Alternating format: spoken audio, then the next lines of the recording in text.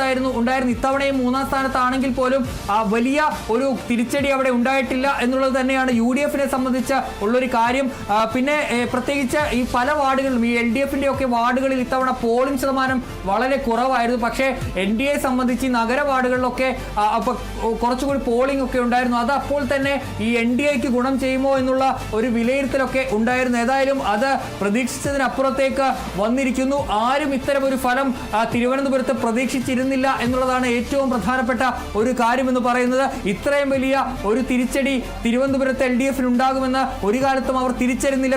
UDF തിരുവനന്തപുരത്ത് 20-ലേക്ക് എത്തിയിരിക്കുന്നു. കഴിഞ്ഞ തവണ 10-ൽ താഴെയായിരുന്നിടത്ത് ഇപ്പോൾ 20-ലേക്ക് UDF-ന് എത്താൻ കഴിഞ്ഞു എന്നുള്ളത് തന്നെ അവരുടെ ഒരു ഒരുക്കത്തിന്റെ ഭാഗമാണ്. തിരുവനന്തപുരം കോർപ്പറേഷനിലും UDF-ന്റെ ഒരു മുന്നേറ്റം ഉണ്ടായിട്ടുണ്ട്. സംസ്ഥാനത്തുണ്ടായ മുന്നേറ്റം തിരുവനന്തപുരം കോർപ്പറേഷനിൽ നമ്മൾ കാണാതെ പോകരുത് എന്നുള്ളതാണ് പ്രത്യേകിച്ച്. സംഘടനാ ജനറൽ സെക്രട്ടറി ആയിട്ടുള്ള KC വേണുഗോപാൽ തൊട്ടുമുമ്പ് മാധ്യമങ്ങളോട് സംസാരിച്ചപ്പോൾ സൂചിപ്പിച്ച പ്രധാനപ്പെട്ട കാര്യം എന്ന് പറയുന്നത് 2010-ലെ തെരഞ്ഞെടുപ്പിന്റെ ഫലത്തേക്കാൾ വലിയ രീതിയിലുള്ള മുന്നേറ്റം ഉണ്ടാക്കാൻ കഴിഞ്ഞു. അന്ന് നേടിയ കോർപ്പറേഷനുകളെക്കാൾ എല്ലാ കാലഘട്ടങ്ങളിലും കോർപ്പറേഷൻ ഒരു കീറാമുട്ടിയായിരുന്നു. ആ പ്രശ്നവും അവസാനിച്ചിരിക്കുന്നു എന്നുള്ളത് വരാനിരിക്കുന്ന നിയമസഭാ തെരഞ്ഞെടുപ്പിന്റെ കൃത്യമായിട്ടുള്ള സൂചനയാണ് എന്നുള്ള നിലയ്ക്കാണ് KC വേണുഗോപാൽ സൂചിപ്പിക്കുകയുണ്ടായത്. ഇത് വളരെ പ്രധാനപ്പെട്ട ഒന്നുമാണ്. പ്രത്യേകിച്ചും ഈ തദ്ദേശ തെരഞ്ഞെടുപ്പിലെ ഇതുവരെ വന്നിട്ടുള്ള എല്ലാ ഫലവും സൂചിപ്പിക്കുന്നത് ഇത് രാഷ്ട്രീയമായിട്ടുള്ള വോട്ടുകളാണ് ഉണ്ടായിട്ടുള്ളത്, പൊളിറ്റിക്കൽ വോട്ടുകളാണ് എന്നുള്ള നിലയ്ക്കാണ്.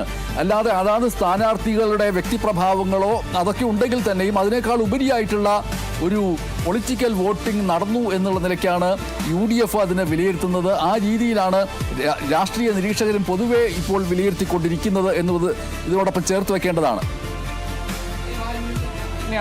ഈ വ്യക്തിപ്രഭാവത്തിനപ്പുറത്തേക്ക് ഒരു രാഷ്ട്രീയപരമായി തന്നെ കാര്യങ്ങൾ നടന്നു എന്നതാണ് പറയുന്നത്.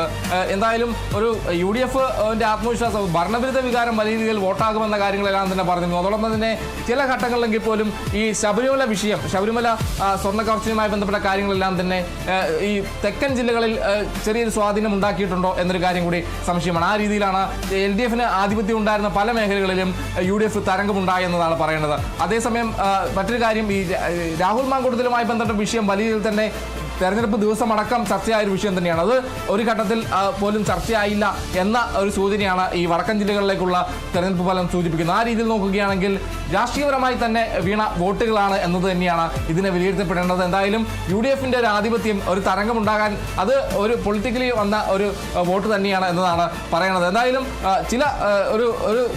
ഒരു സാധ്യത കൂടിയാണ്. എന്തായാലും 48 അടുത്താണ് തിരുവനന്തപുരത്ത് NDA മുന്നിട്ട് നിൽക്കുന്നത്. അവിടെ ഇപ്പോൾ ഒരുപക്ഷെ LDF-ഉം UDF-ഉം കൂടെ അവർ രണ്ടുപേരുടെയും സീറ്റ് നില ചേർത്ത് വെച്ചാൽ ഒരുപക്ഷെ NDA-ക്കൊപ്പം എത്താൻ കഴിയുമെന്ന രീതിയിലേക്ക് വന്നിട്ടുണ്ട് എന്നതാണ് പറയുന്നത്. എന്തായാലും ആ രീതിയിൽ ഇപ്പോൾ വന്നിട്ടുണ്ട് എന്നതാണ് കാണേണ്ട ഒരു കാര്യം. എന്തായാലും കോഴിക്കോടും വലിയ ഒരു മുന്നേറ്റമെല്ലാം തന്നെ LDF-നെ സംബന്ധിച്ചുണ്ട്. അവിടെ മാത്രമാണ് LDF-ന് അല്പമെങ്കിലും മുന്നോട്ട് വരാൻ കഴിഞ്ഞത്. ആദ്യഘട്ടത്തിലെല്ലാം തന്നെ എല്ലാ കോർപ്പറേഷനിലും വലിയ ആധിപത്യം, വലിയ മുന്നേറ്റമെല്ലാം തന്നെ ഇടത് പക്ഷം കാഴ്ചവെച്ചെങ്കിൽ പോലും അത് പിന്നീട് അത് മങ്ങുന്നൊരു കാര്യമാണ് കണ്ടത്. അവിടെ എല്ലായിടത്തും തന്നെ വലിയൊരു മുന്നേറ്റം. അതിൽ ഏറ്റവും ശ്രദ്ധേയമായത് തൃശ്ശൂർ തന്നെയാണ്. തൃശ്ശൂർ വലിയ രീതിയിൽ തന്നെ വലിയൊരു മുന്നേറ്റം അവിടെ ഉണ്ടാക്കിയെടുക്കാനായി കഴിഞ്ഞു എന്നതാണ് പറയുന്നത്. ഈ കോഴിക്കോട് കോർപ്പറേഷൻ നോക്കുകയാണെങ്കിൽ ഒരു സീറ്റ് വ്യത്യാസത്തിലാണ് UDF LDF തമ്മിലുള്ളതെന്നാണ് പറയുന്നത്. ശക്തമായ മത്സരം അവിടെ നടന്നു എന്ന് തന്നെയാണ് അത് സൂചിപ്പിക്കുന്നത്. ആ രീതിയിലേക്ക് വരുന്നു. പക്ഷേ തൃശ്ശൂർ തുടക്കം മുതലേ വ്യക്തമായ മേൽക്കൈ നേടിയെടുക്കാനായി UDF-ന് കഴിഞ്ഞു എന്ന് തന്നെയാണ് പറയുന്നത്. കഴിഞ്ഞ സിറ്റിംഗ് സീറ്റ് ആയിരുന്നു LDF-നെ സംബന്ധിച്ച്, സിറ്റിംഗ് കോർപ്പറേഷൻ ആയിരുന്നു LDF-നെ സംബന്ധിച്ച് തൃശ്ശൂർ എന്ന് പറയുന്നത്.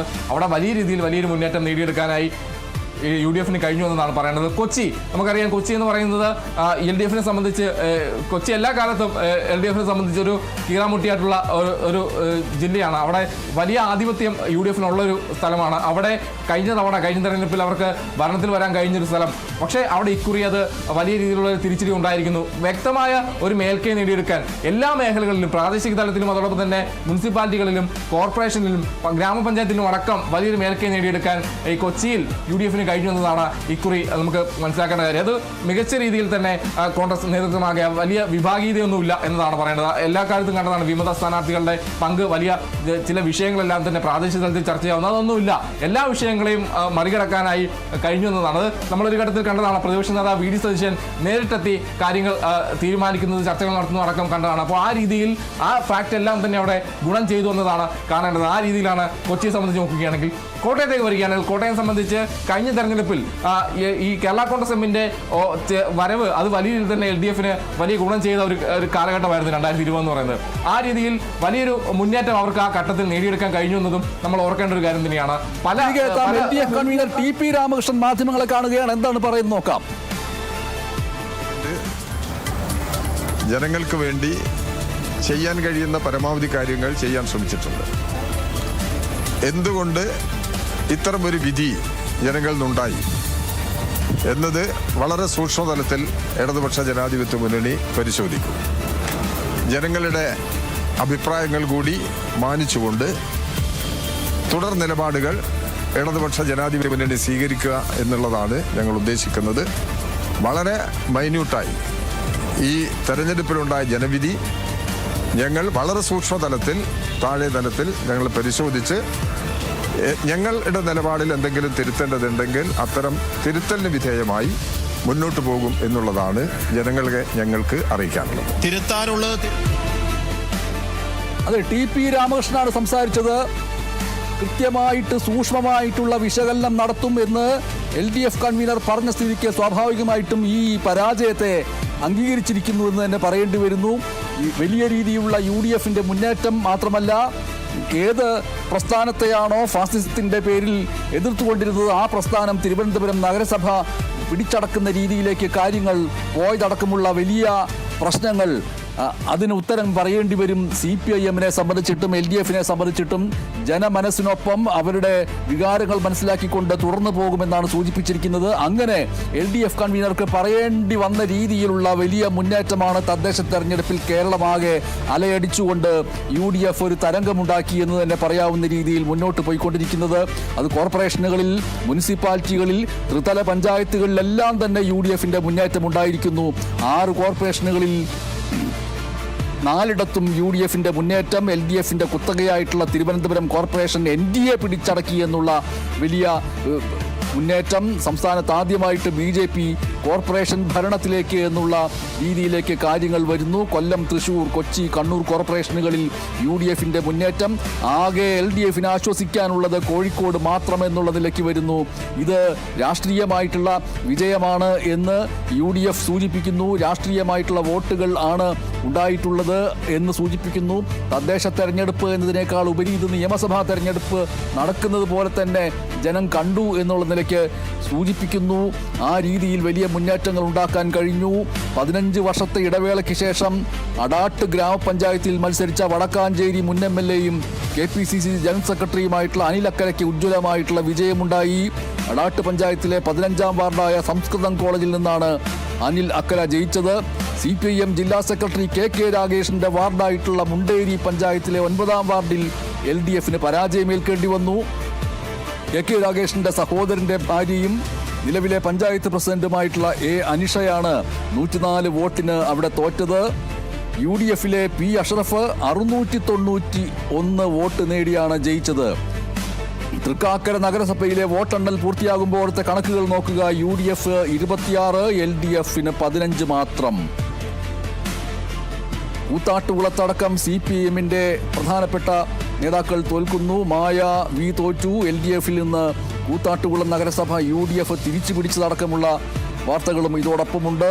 ഈ നിമിഷങ്ങളിൽ ഇനി തിരുവനന്തപുരത്തിൻ്റെ പേര് BJP താമരയുമായി ചേർത്ത് വെച്ചുകൊണ്ട് ഏത് വിശേഷണത്തോടുകൂടി അവതരിപ്പിക്കുമെന്നുള്ളതാണ്. താമരപുരം എന്ന് സൂചിപ്പിക്കുമോ?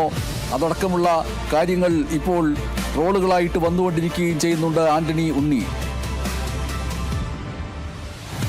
അവരുടെ ഒരു പ്രധാനമായ ഒരു ആപ്തവാക്യം അവര് മുന്നോട്ട് വെച്ചത് മാറാത്തത് മാറും എന്ന രീതിയിലുള്ള ഒരു കോട്ടുമായിട്ടാണ് അവര് ഈ തെരഞ്ഞെടുപ്പ് മാറാത്തത് മാറും എന്നുള്ള അവരുടെ മുദ്രാവാക്യം വന്ന സമയത്ത് തന്നെ പലരും അതിനെ പരിഹസിച്ചുകൊണ്ട് നാറാത്തത് ഇനി നാറും, ദുർഗന്ധം വരും എന്നുള്ള നിലയ്ക്കാണ് അതിനെ പരിഹസിച്ചത്. നാറാത്തത് ഇനി നാറും, പക്ഷേ മാറാത്തത് ഇനി മാറും എന്ന് തന്നെയുള്ള രീതിയിലേക്ക് ആ കൃത്യമായിട്ടുള്ള ഒരു വാക്യമാണ് നൽകിയത്. ആ മാറ്റം തിരുവനന്തപുരത്ത് കൊണ്ടുവരും എന്ന് സൂചിപ്പിക്കുന്നു. സ്വാഭാവികമായിട്ടും നേരത്തെ ഉണ്ടായിരുന്ന വാഗ്ദാനം പോലെ തിരുവനന്തപുരം നഗരസഭ പിടിച്ചടക്കുകയാണെങ്കിൽ അവിടേക്ക് പ്രധാനമന്ത്രി നരേന്ദ്രമോദി എത്തിയിട്ട് പ്രഖ്യാപനങ്ങൾ നടത്തുമെന്നുള്ള വാഗ്ദാനങ്ങൾ വരുന്നു. ആ വാഗ്ദാനങ്ങൾ നിറവേറ്റപ്പെടുന്ന രീതിയിലേക്കുള്ള കാര്യങ്ങൾ എത്തിക്കാൻ ഇനി നിയമസഭാ തെരഞ്ഞെടുപ്പ് പെരുമാറ്റച്ചട്ടമൊക്കെ വരുന്നതിന് ഇനിയും നാളുകളുണ്ട്. അതിനിടയിൽ തന്നെ ആ പ്രഖ്യാപനങ്ങൾ നടത്തുകയും അതിൻ്റെ പ്രതിസ്പന്ദനങ്ങൾ മറ്റ് ജില്ലകളിലേക്ക് മറ്റ് ഇടങ്ങളിലേക്ക് എറിഞ്ഞു കൊടുക്കാനും ആ ജില്ലകളിലുള്ള വോട്ടർമാരെ കൂടി ഇനി ഇതാണല്ലോ ശരി, പ്രധാനമന്ത്രിക്കും BJPക്കും NDAയ്ക്കും ഒപ്പം നിൽക്കുക, എങ്കിൽ മാത്രമേ തങ്ങൾക്ക് വികസനമുണ്ടാവുകയുള്ളൂ എന്നുള്ള തോന്നലൊക്കെ ഉണ്ടാക്കുന്ന രീതിയിൽ ഒരു അശ്വമേധം നടത്താൻ തീരുമാനിക്കുന്ന രീതിയിൽ കാര്യങ്ങൾ മാറുമോ എന്നതാണ് തിരുവനന്തപുരം പിടിച്ചടക്കുന്നതിലൂടെ. തിരുവനന്തപുരം പിടിച്ചടക്കിയാൽ അത് മറ്റെല്ലാം പിടിച്ചടക്കിയതിന് തുല്യമാണ് എന്നുള്ള നിലയ്ക്ക് കരുതുന്നുണ്ട് BJP. ആ രീതിയിൽ അത് അപായ സൂചനയായിട്ട് LDF കാണേണ്ടതുണ്ട്, UDFും കാണേണ്ടതുണ്ട്. UDFിനെ സംബന്ധിച്ചിട്ട് അവിടെ നേമത്ത് കെ മുരളീധരനെ ഇറക്കിയിട്ട് ഒരു മറുപരീക്ഷണം നടത്തി എന്നുള്ള കാര്യം ഓർക്കേണ്ടതുണ്ട്. പക്ഷേ ഇപ്പോൾ സംഭവിച്ചത് എന്താണ് എന്ന് വെച്ചാൽ അവിടെ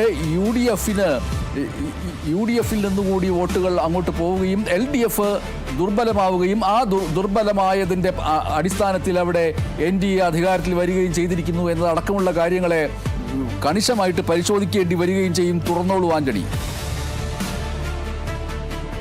എന്താണ് ഇവിടെ ഉണ്ടായത് എന്നുള്ളത് CPMനെ സംബന്ധിച്ചത് പരിശോധിക്കാം. കാരണം LDFിന്റെ ഒരു വലിയ കോട്ടയാണ് തിരുവനന്തപുരം കോർപ്പറേഷൻ എന്ന് പറയുന്നത്. കഴിഞ്ഞ കുറേ കാലങ്ങളായി ആ കോട്ട ഒളിക്കാൻ ആർക്കും തന്നെ സാധിച്ചിട്ടില്ല. പക്ഷേ കഴിഞ്ഞ തവണ BJP ഒരു മുന്നേറ്റമൊക്കെ നടത്തിയിരുന്നു, പക്ഷേ അത്ര അടുത്തേക്ക് എത്താൻ അവർക്ക് സാധിച്ചിരുന്നില്ല. പക്ഷേ ഇപ്പോൾ ആ കോട്ട തകർന്നിരിക്കുന്നു. എവിടെയാണ് പാളിച്ച പറ്റിയത് എന്നുള്ള കാര്യത്തിൽ ഉത്തരവാദിത്തം അവിടെയുള്ള നേതാക്കൾ പറയേണ്ടി വരും എന്നുള്ളതാണ് ഏറ്റവും പ്രധാനപ്പെട്ട കാര്യം എന്ന് പറയുന്നത്. സ്ഥാനാർത്ഥി നിർണയത്തിലടക്കം എന്തെങ്കിലുമൊക്കെ പാളിച്ച പറ്റിയോ എന്നുള്ളത് എടുത്തു പറയേണ്ട കാര്യമാണ്. മാത്രമല്ല മുൻ ഭരണകൂടത്തിനെതിരെ, മുൻ മേയർക്കെതിരെ അടക്കം നിരവധി ആരോപണങ്ങളൊക്കെ ഉയർന്നത് നമ്മൾ കണ്ടതാണ്.